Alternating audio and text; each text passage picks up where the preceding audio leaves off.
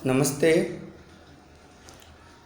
आज हम कक्षा 9 गणित प्रश्नावली 1.2 के प्रश्नों को हल करना सीखेंगे। आइए कक्षा 9 गणित प्रश्नावली 1.2 प्रश्न क्रमांक 1 दिया है। नीचे दिए गए कथन सत्य और असत्य हैं, कारण के साथ हमें उत्तर देना है। नीचे दिया गया कथन सत्य है या असत्य, ये हमें बताना है। पहला जो है यह है,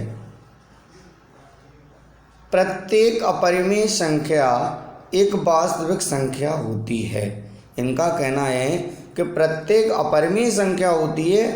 ये संख्याओं के विषय में आप जानकारी प्राप्त करने के लिए हमारा संख्याओं का जो एक पाठ है, जिसको नाम दिया है हमने बेसिक गणित वाला वीडियो आप देख लें तो आपको संख्याओं के विषय में विस्तृत जानकारी मिल जाएगी।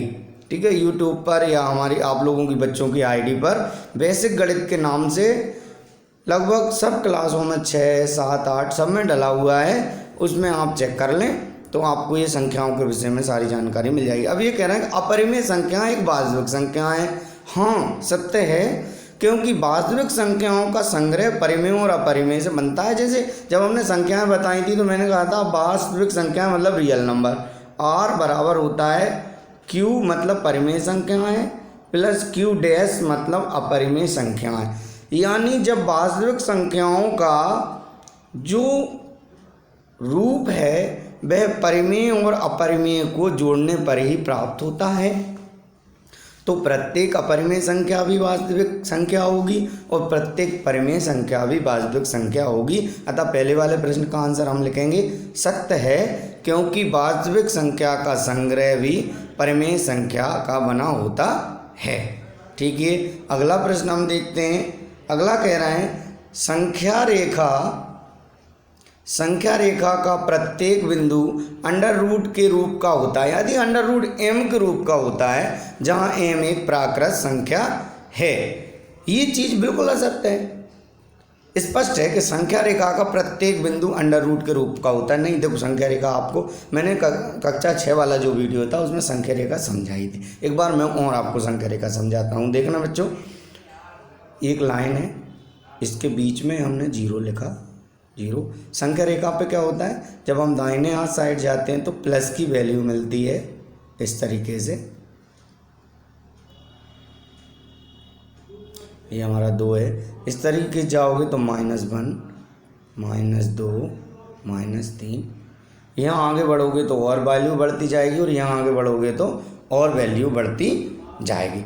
अब यहाँ संख्या रेखा पर आपको कहीं अंडर रूट दिख रहा है? अंडर रूट ठीक है, नहीं है तब भी है मान लो, लेकिन सिर्फ अंडर रूट ही दिख रहा है क्या? नहीं, माइनस भी है, 0 भी है, प्लस भी है। इसलिए संख्या रेखा का अंडर रूट के रूप में नहीं होता, वह तो ऋणात्मक भी होता है और धनात्मक भी होता है। ठीक है ना। देखो तो ये लाइन जो होगी असत्य होगी। क्या होगी? असत्य है, क्योंकि कोई भी ऋण संख्या किसी प्राकृत संख्या का वर्गमूल भी हो सकती है, जो हमने पहले ऊपर लाइन में आए थे। इसी का तीसरा हम देखते हैं। प्रत्येक वास्तविक संख्या एक परिमेय संख्या होती है, प्रत्येक वास्तविक संख्या एक अपरिमेय संख्या होती है। ये भी असत्य है। प्रत्येक वास्तविक संख्या अपरिमेय संख्या नहीं हो सकती, प्रत्येक अपरिमेय संख्या वास्तविक संख्या हो सकती है। मान लो, देखो आपको मैं उदाहरण से समझाता हूँ। असत्य है। उदाहरण 2 एक वास्तविक संख्या है किंतु अपरिमेय नहीं है, यानी प्रत्येक वास्तविक संख्या अपरिमेय नहीं हो सकती, वह परिमेय भी हो सकती है और अपरिमेय भी हो सकती है। इसलिए हमारा तीसरा प्रश्न कैसा हो गया? असत्य हो गया। आपको बहुत अच्छे से समझ में आ रहा है? यदि आपको किसी प्रकार की समस्या हो रही हो तो आप कमेंट बॉक्स में अपनी समस्या को लिखकर भेज दें।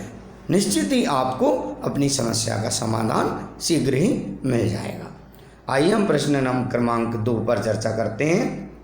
प्रश्न क्रमांक 2 है, क्या सभी धनात्मक पूर्णांकों के वर्गमूल अपरिमेय होते हैं? क्या सभी धनात्मक पूर्णांकों के वर्गमूल अपरिमेय होते हैं?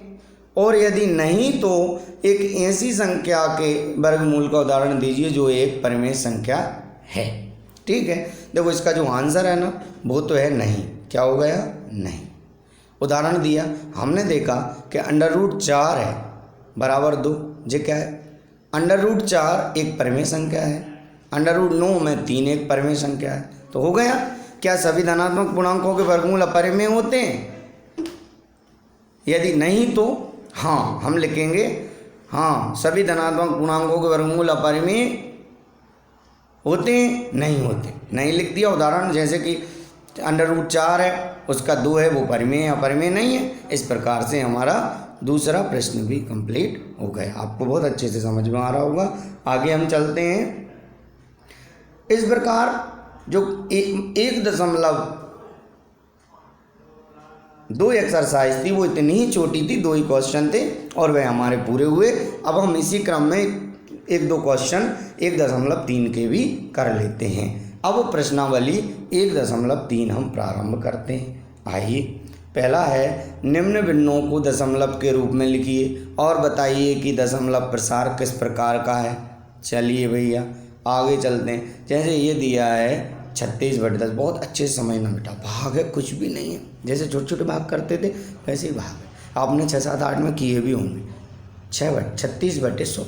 ठीक, आप क्या करते हैं, आप बचपन में क्या करते थे, आप सबसे जो नीचे संख्या लिखी रहती थी उसको यहाँ लिख देते थे। देखो मैंने यहाँ लिख दिया। जो ऊपर थी उसको कहाँ लिख देते थे, यहाँ लिख देते थे। अब हमने देखा कि 100 से 36 में भाग नहीं जाता, 100 से 36 में भाग नहीं जाता, तो हमने 0 लिख दी, 0 बना दी और दशमलव लगा दिया। तो ये यहाँ 0 बढ़ गई तो कितना हो गया? 360 हो गया। अब 360, 100 का पहाड़ा ऐसा पढ़ना है कि 360 से ज़्यादा ना हो। कितनी बार गएगा? 100 का पहाड़ा हमने 3 बार पढ़ा। कितने बार पढ़ा? 3 बार। ये 3, ठीक है, तो हमने यहाँ 300 लिख दिए। घटाया तो 6 आया। कितना आया? 6। फिर 0 बढ़ा दिया, चूँकि दशमलव हम लगा चुके हैं पहले। एक बार दशमलव लगा दो, फिर चाहे कितनी भी बार 0 बढ़ा सकते हैं। तो 100 का 6 बार आ गया तो हमारा 600 हो गया। इस प्रकार से ये कंप्लीट हो गया। यानी 36/100 का दशमलव निरूपण 0.36 होगा। यानी पूरी तरीके से विभाज्य जब हो गया, तो जब पूरी तरीके से विभाज्य होता है तो वो शांत दशमलव कहलाता है। क्या कहलाता है? शांत दशमलव कहलाता है। और पूरी तरीके से विभाज्य नहीं होता तो वो अशांत दशमलव कहलाता। और ऐसी की ऐसी संख्या प्राप्त होती है तो वो परावर्ती, पुनरावर्ती ऐसा कहलाता है। आगे हम एक और सवाल में हम आगे की चीज़ भी समझेंगे। आइए क्रम दूसरा देखते हैं हम। 1/11 क्या दिया है? 1/11 दिया था, ये लिखा है हमारे पास। 11 से हमने भाग देना है। काय में देना है? 1 में देना है, लिख लिया। अब 1 में देंगे, नहीं जाने की 0, दशमलव लगाए, 1 0 और बढ़ा ली, फिर एक और 0 बढ़ाना पड़ी हमें, तो ये हो गए 100। कितने हो गए? 100। 11 नामे 99, 100 में से 99 घटाए तो 1 बचा। ऐसे ही फिर 1 बचेगा तो फिर 100 नाम 99, 11 नाम 99, सॉरी। इस प्रकार से एक शेष बचता रहेगा। हमने देखा अतः 1/11 का दशमलव निरूपण 0.09 बार दिख रहा है। ये लाइन दिख रही है। ये लाइन कहाँ लगाते हैं? ये लाइन वहाँ लगाते हैं जहाँ पर संख्या रिपीट होती जाती है। यहाँ देखो आप 9 9 9 9 ऐसी जा रही थी, होती। इसलिए हमने क्या कर दिया, इस पे एक बार लगाते हैं। बार कहते हैं इसे, क्या कहते हैं? बार। तो होगा जो अनवसानी पुनरावृत्ति है। पुनरावृत्ति हो रही है, इसको अशांत भी कह सकते हैं। क्या हो रही है? पुनरावृत्ति। इस प्रकार से अब आगे एक सवाल देखना। इसी प्रकार हल करने पर तीसरा, चौथा, 5वां और 6वां भी हमें प्राप्त हो जाएंगे। अब आप भाग दे करके हल कर सकते हैं। नीचे हमने डायरेक्ट आंसर लिखे हैं। हम आपको समझाते हैं आंसर के विषय में, ठीक है। देखो ये दिया है 4 सही 1/8। इसको हम बेटा मिश्र भिन्न कहते हैं। कैसे लिखा है जे? मिश्र भिन्न कहता है। भिन्न 3 प्रकार के होते हैं, समभिन्न, विषम भिन्न और मिश्र भिन्न। समभिन्न वो होता है जिसमें ऊपर वाला छोटा हो और नीचे वाला बड़ा हो, 1/2। ये कौन सा हुआ? समभिन्न। विषम भिन्न वो होता है जिसमें ऊपर वाला बड़ा हो और नीचे वाला छोटा हो, जो हुआ है विषम भिन्न। और मिश्र भिन्न क्या होता है? मिश्र भिन्न ऐसा होता है 4 सही 1/8, जो हमें सवाल में दिया है। आप समझ पा रहे हैं? इसको हम सबसे पहले क्या करेंगे? सबसे पहले हम इसको भिन्न में बदल लेंगे। देखो 4 अट्ठे कितना होता है? 4 अट्ठे 32, 32 में एक जोड़ा तो कितना होगा? 33 और बटे 8। अब 33/8 का जब भाग लगाएंगे कैसे? वो ऐसे ही, देखो ऐसे भाग लगाएंगे। यहाँ हम लिखेंगे 8, यहाँ लिखेंगे हम 33 और इसको सॉल्व करेंगे। 8 चौके 32, ये हो गया ये 32। फिर अपन इसे करेंगे, 1 बचेगा, फिर दशमलव लगाया, फिर 0 बढ़ाया, फिर हमारा क्या चला जाएगा? वो 8 एकम 8 चला जाएगा। फिर आगे करेंगे, 2 बचेंगे 2, फिर और सॉल्व कर लेंगे।